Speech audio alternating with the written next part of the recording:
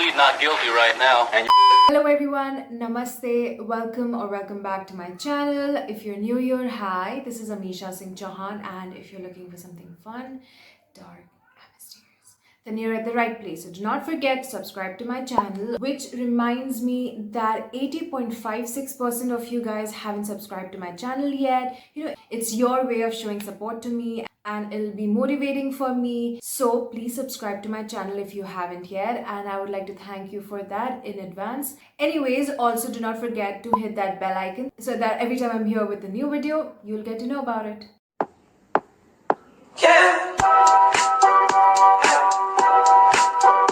So today we are going to talk about Ted Bundy. Yes, most of you know about him, and for the ones who don't know about him, it's okay. I'm not going to make you feel like how I feel around my friends. Anyways, jokes apart, also most importantly, what Netflix did not tell us about Ted Bundy.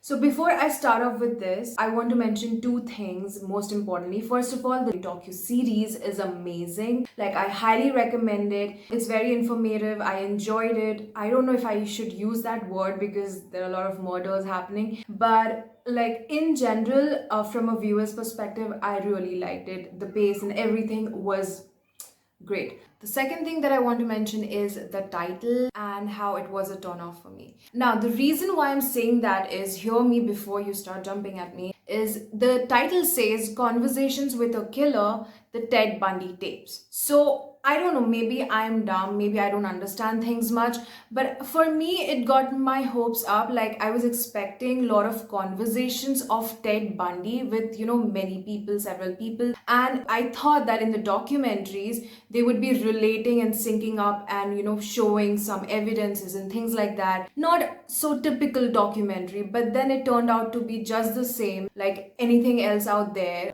People who were related to Ted Bundy talking about what they thought happened. And yes, in between of them, they would put in audiographs or videographs related to Ted Bundy. So I think that it got me really excited about the docu-series, that there's going to be conversations, but I feel like it was kind of misleading, the title. But otherwise, the entire docu-series was so amazing that this little factor, actually, it just, got made up. Now, let's go ahead with what Netflix did not tell us. Now, again, I am not trying to demean them or bash at them that they did not do this. It's nothing too negative.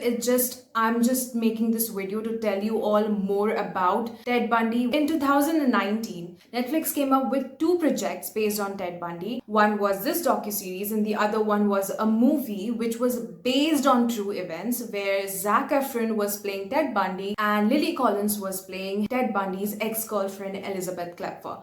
I'm not going to talk about that movie because, like I said, it's based on true events, so it would be really unfair if I pinpoint things. Let's get to Conversations with a Killer, the Ted Bundy Tapes. So I get it. Ted Bundy in itself, I believe, was an era. Like, there's so much to talk about him, about what he did, his childhood and everything. And it would be too much. I would be asking from the directors, from the producers, from the creators to fit all of that in 4 episodes of 1 hour each. That is like 4 hours long. I don't expect that I'll find everything about Ted Bundy in it, but I feel that there were certain things which could be really small, but if they are omitted, then it could be misleading as well for a lot of people. So anyways, long story short, these are my opinions and my views. And yes, I feel that there are certain minute details which shouldn't have been omitted. Anyways, I'm here to tell you about that. So, in the second episode of the docu-series, I guess there's this psychologist who examined Ted Bundy, and he's talking about his denial about the anonymity of Ted Bundy's father. Well, I think that just summarizes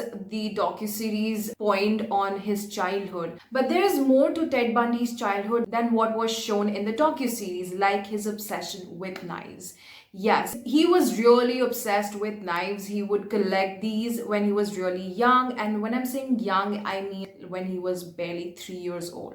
So there's this one incident that really stands out, is that his aunt, I guess her name was Julie. So Aunt Julie was actually taking a nap. And in the middle of nap, she wakes up and she sees that there is 3-year-old Ted Bundy standing right in front of her with a huge smile on his face. But that's not just what happened. She was actually surrounded surrounded with a lot of knives. I mean, I don't know how would I feel when I wake up to this situation, but yes, so he was really obsessed with knives. Now, this shows his violent streak, I feel like it should have been mentioned, but I get it. Fine. Now, another important thing that is again related to his childhood is Anne Marie Burr's case. So Anne Marie Burr was Ted Bundy's 8-year-old neighbor. She used to share her bedroom with her 3-year-old sister who had injured her hand and she had a cast on. So on 31st of August 1961, Anne's sister, she was complaining about the cast on her hand. So she goes to her sister and both these girls, they go to the parents. But unfortunately, obviously, like the parents couldn't have helped them in any sort in the middle of night. So they were like, just go back to your room. We'll deal with it in the morning. And that is the last time anybody saw Anne Marie Burr. Now, during the investigations, there were a lot of strong physical evidences, but for obvious reasons, nobody suspected Ted Bundy then. But much later in his life, when his actions and crimes started coming out in the public domain, Anne Marie Burr's mother wrote him a letter asking, actually begging him to tell her anything that he knew about Anne Marie Burr's disappearance, if he was involved or not. And when you read that letter, it pretty much looks like that she was sure that it was him, because according to her, a couple of days and weeks before Anne Marie's disappearance, she actually saw someone peeping inside her house, and she at that time couldn't connect it with Ted Bundy. But much later, like I said, when she got to know that, okay, Ted Bundy was like this and that, she was like, it could be him. It could be very much him. Very recently, I guess in 2011, they even tried to match the DNAs, but unfortunately, the physical evidence of the DNA of Anne Marie Burr wasn't enough to be actually scientifically tested. Anne and Ted were pretty good friends. In fact, Ted's uncle was also Anne's piano teacher, so he might have known very much about the house and everything. Now, if I might say, I feel like Ted Bundy was related with Anne Marie Burr's disappearance, because once when he was asked that when did he do his first murder, he said that he would never talk about it because it was too close to home, too close to family. And we all know that they had a pretty good relationship. So everybody knows that nobody knows when Ted Bundy actually started murdering and harassing people. But according to one of his ex-attorney who wrote a book in his memoir, he said that Ted Bundy confessed that the first victim of Ted Bundy was actually a man. Again, there's no physical evidence. This could be true, this couldn't be true. Let's get to the third point. We all know that Ted Bundy was a rapist, he was a pedophile, he was necrophiliac, murderer, monster. And I won't even start off with handsome, charming. I mean, I am not into that. I find it really disgusting when girls go crazy. I get it that there are some people out there who love him, but I am just not one of them. They are very repulsive for me, serial killers. Anyway, so yes, we all know that he was so many things, but in the docu-series, they forgot to mention that he was also a thief. He was obsessed with shoplifting, and he was also a peeping Tom.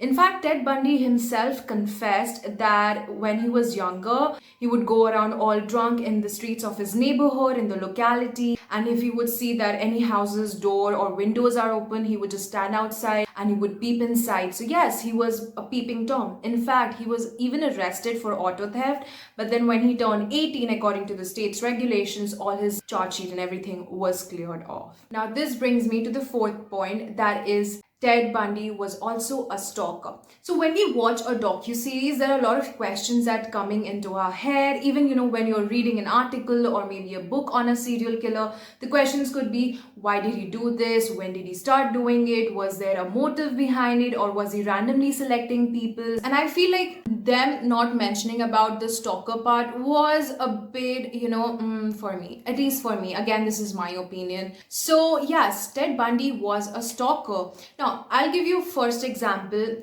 The first victim who died because of Ted Bundy, Linda Ann Healy. Before she was murdered and bludgeoned and raped by Ted Bundy, she actually went to her friends, like her friends were telling the investigators that she was suspicious that someone was following her.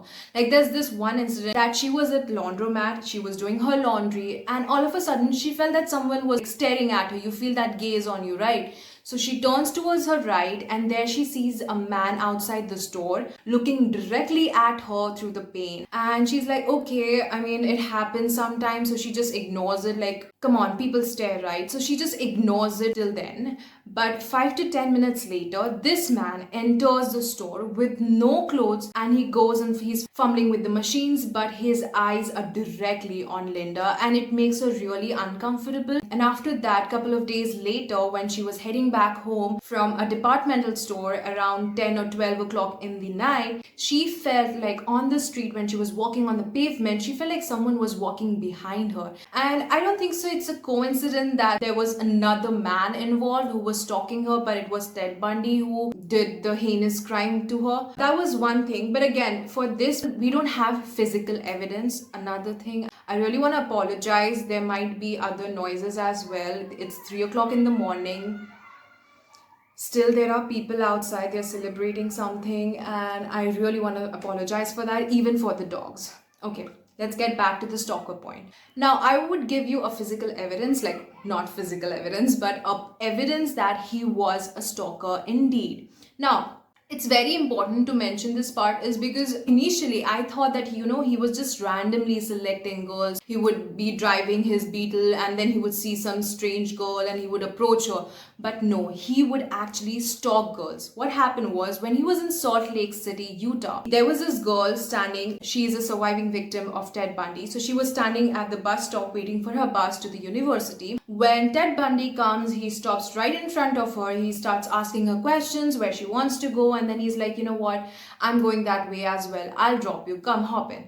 And she does that. She's like, he was looking like a normal, typical college student, very decent. Initially, everything goes very normal, small talkings. Oh, I'm a law student, I'm doing that, and blah, blah, blah. And all of a sudden, he takes a different route. And she's like, what? Where are you going? And he gets very aggressive. He's like, you shouldn't have taken this ride. Are you stupid? You know you're not gonna go out of this car alive. And things like that. And she's utter shock. She doesn't know how to react to that. She is afraid. And then he turns to her and he's like, take off your hat. She was indeed wearing a hat, something like a beanie, and she just takes it out because she's like, okay, whatever, if I'm gonna die, let's just do it, what he's asking me to do. And as soon as she takes off the hat, he's like, you cut off your hair? And she's like, what is he even talking about? And then it clicks that a week before, she had actually cut her hair. She had chopped off her hair. She had really long tresses and he was mad. So obviously he was indeed following her, and he did not just randomly choose this girl because she was standing alone at the bus stop. And what he does is,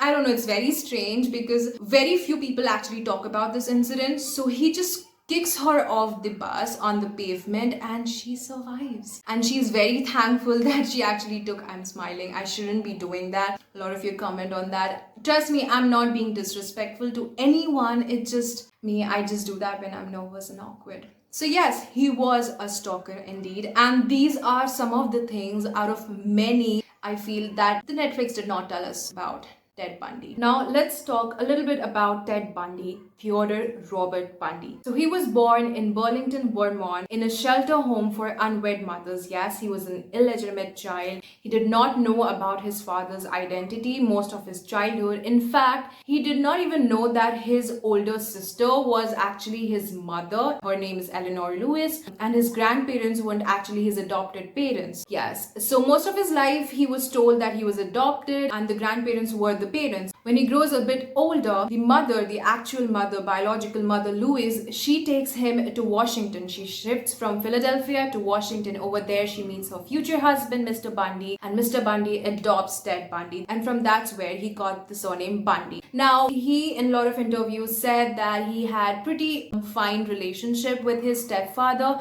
but he did not like him most of the time because he was, from a lower working class. He was not much educated and he did not have a lot of money. Well, anyways, moving ahead, he goes to high school, and in high school he was a typical average student, but something that was not typical of him was that fact that he couldn't understand how people made friends or what is the basis of friendship. Like he himself confessed, like he couldn't understand, these basic human relationships. And I'm not saying that this is, the point where we should know that he was a psychopath or sociopath. Like There are a lot of diagnostic criteria, but this might be one of those many. Now, what happens next is he moves to Washington for, his graduation. And there he meets at University of Washington, Stephanie Brooks, a beautiful Californian girl, and she had everything that Ted Bundy wanted. But what happens is that earlier, Ted Bundy's personality was a bit different. He was shy and he was not so social. Again, I'm very sorry about the noise. So Stephanie breaks up with him and she gives out a reason that he was immature and he wasn't so ambitious. Now, I feel like it literally hurt him, and a lot of experts actually believe that his victims were, a bit of replica of Stephanie Brooks, like, they were pretty, long brown hair. Now, what happens next is in 1969, he meets Elizabeth Klepfer in a bar and they hit it off. I think they were in a relationship for 6 years. Elizabeth Klepfer plays a very important role in Ted Bundy's case, and the reason why I'll tell you soon. Elizabeth Klepfer was a single mother. She was struggling with alcoholism, and when she met Ted Bundy, she was like, oh my god, I hit the jackpot. Like, look at him, he's handsome, he's charming, he knows how to talk with people.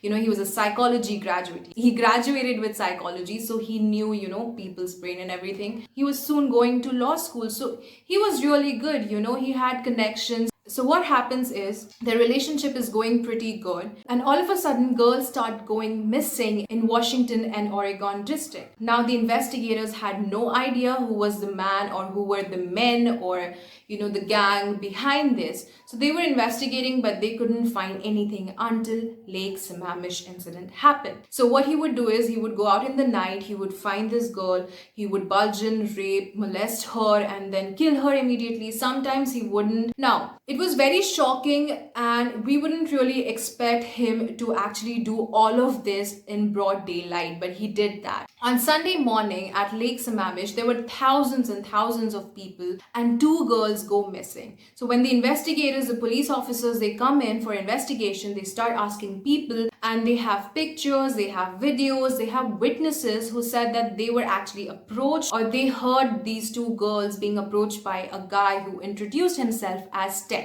They got the sketch done. They even got the car details he was driving, that was a brownish colored Beetle. And yes, it was out there in the public domain that there is Ted, there is a serial killer on run. And frankly speaking, that term serial killer wasn't even there out in the books, So Elizabeth was actually very suspicious of Ted Bundy. Like, she found these bowls full of house keys, credit cards, and then, girls' clothings, and then this weird items of sling, a cast, or something like that. And by the way, he had a sling on at Lake Sammamish, and he was asking girls that he wanted their help to put his sailboat in the back of his car. Yes, he would often dress up in uniforms or pretend that he was hurt and injured, and that way he would lure girls. So when Elizabeth Klepfer actually finds this news article in the newspaper of a serial killer on run with a sketch of Ted and his name, and as well as the car he was driving. So it was like too much of coincidence, right? So she goes to the police officers, the investigators, and tells them that she's suspicious that it could be her boyfriend.